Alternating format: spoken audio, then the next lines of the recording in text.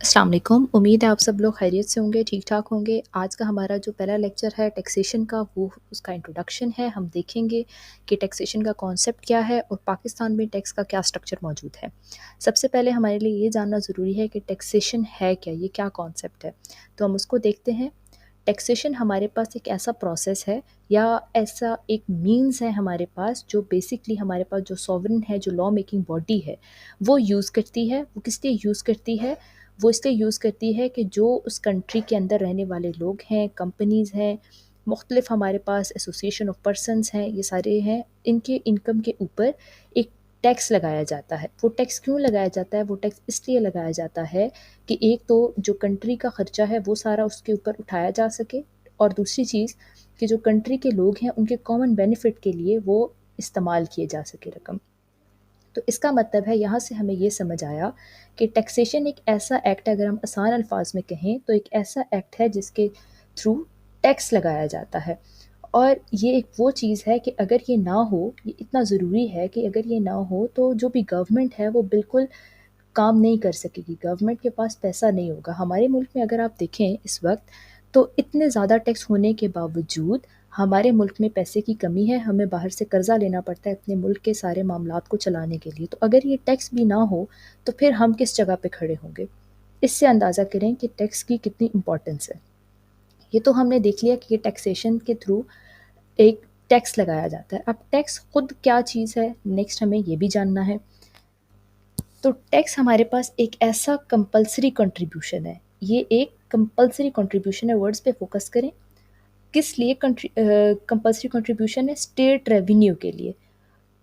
और ये लगाता कौन है? गवर्नमेंट लगाती है। किस पर लगाती है?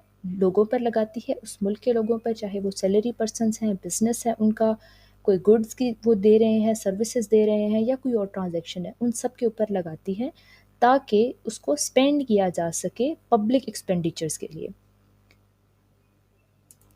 फिर हम देखेंगे types of taxes.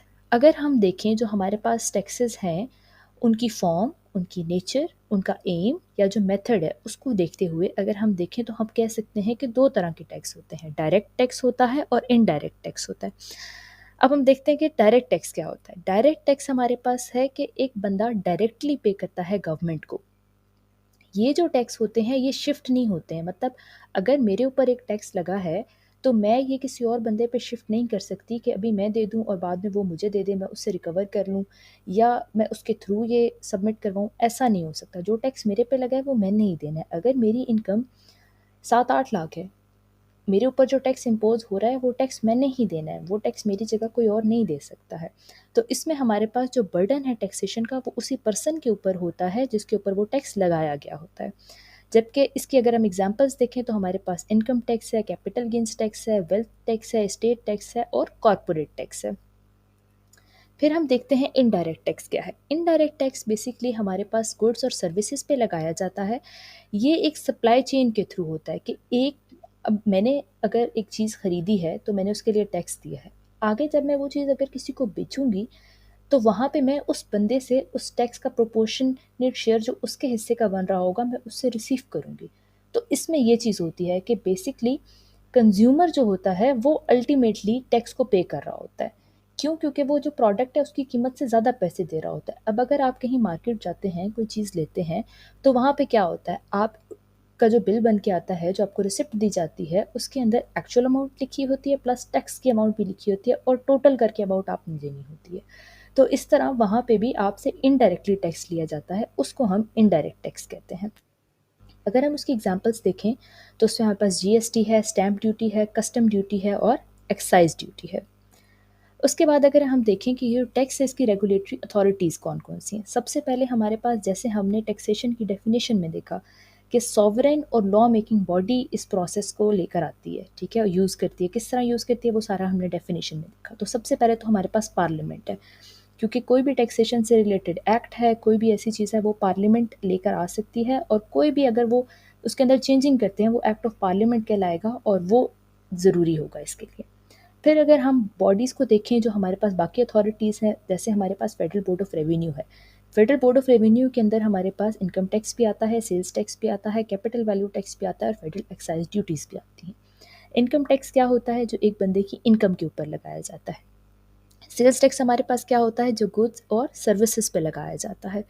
Capital value tax हमारे पास क्या होता है? कैपिटल वैल्यू टैक्स ये होता है कि अगर आपका कोई एसेट है, आपने उसको अपने पास रखा है, बाद में आपने उसको सेल कर दिया है, उससे जो आपको अमाउंट मिली है, जो आपको बेनिफिट हुआ है उसके ऊपर, वो सारा आपके पास क्या होगा?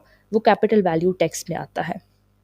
फिर हमारे पास एक्साइज ड्यूटी है। एक्साइज ड्यूटी हमारे पास सर्टेन टाइप ऑफ गुड्स के ऊपर लगाई जाती है, जो कि एक्साइजेबल गुड्स होते हैं और एक्साइजेबल सर्विसेज होते हैं। उनके डिफरेंट रेट्स होते हैं, जिसके जैसा कि हमारे पास ऑटोमोबाइल सेल्स है, सीमेंट है, टोबैको है, इस तरह की चीज़ें आ जाती हैं इसके अंदर। अब जो हमारे पास इनकम टैक्स है, वो हमारे पास इस तरह है कि अगर वो फेडरल उसके अंदर कोई भी चेंजिंग करता है, तो पूरे मुल्क का जो भी है इनकम टैक्स, वो federal board of revenue he regulate कर रहा होता है। लेकिन जो बाकी हमारे पास है, सेल्स टैक्स है, कैपिटल वैल्यू टैक्स है, फेडरल एक्साइज ड्यूटीज़ हैं, ये अगर फेडरल से रिलेटेड कोई भी चीज़ जो फेडरल बोर्ड ऑफ रेवेन्यू है, वो सिर्फ फेडरल लेवल तक देखेगा। बाकी लेवल्स के लिए हमारे पास और अथॉरिटीज़ मौजूद हैं, जो बाकी हमारे पास प्रोविंसेस हैं बेसिकली, उनके लिए और अथॉरिटीज़ मौजूद हैं। जैसे कि हमारे पास पंजाब रेवेन्यू अथॉरिटी है, खैबर पख्तूनख्वा रेवेन्यू अथॉरिटी है, बलूचिस्तान रेवेन्यू अथॉरिटी है और सिंध रेवेन्यू बोर्ड है। तो वहाँ के जो सेल्स टैक्स है, या हमारे पास बाकी सारे हैं, जैसे कि मैंने बताया कैपिटल वैल्यू टैक्स है, फेडरल एक्साइज ड्यूटीज़ हैं, तो इनसे रिलेटेड ये सारी अथॉरिटीज़ देखती हैं सारी वर्किंग। उसके बाद हमारे पास आते हैं एक्ट्स, ऑर्डिनेंसेस एंड रूल्स। अगर हम इनकम टैक्स का देखें तो हमारे पास इनकम टैक्स ऑर्डिनेंस 2001 है, फिर उसी के रूल्स हैं इनकम टैक्स रूल्स 2002, फिर इनकम टैक्स नोटिफिकेशंस हैं, जो हमारे पास डिफरेंट नोटिफिकेशंस आते रहते हैं, और फिर हमारे पास इनकम टैक्स सर्कुलर्स हैं। सर्कुलर्स बेसिकली हमारे पास क्या होते हैं कि किसी भी क्लॉज या किसी भी हेड ऑफ इनकम्स के अंदर कोई भी अगर डिटेलिंग की ज़रूरत है फर्दर, तो वो सर्कुलर्स के थ्रू होती है। इसी तरह अगर हम देखें सेल्स टैक्स, तो उसमें भी हमारे पास सेल्स टैक्स का एक्ट मौजूद है 1990, सेल्स टैक्स के रूल्स मौजूद हैं 2006, सेल्स टैक्स नोटिफिकेशंस होते हैं और सेल्स टैक्स सर्कुलर्स भी होते हैं।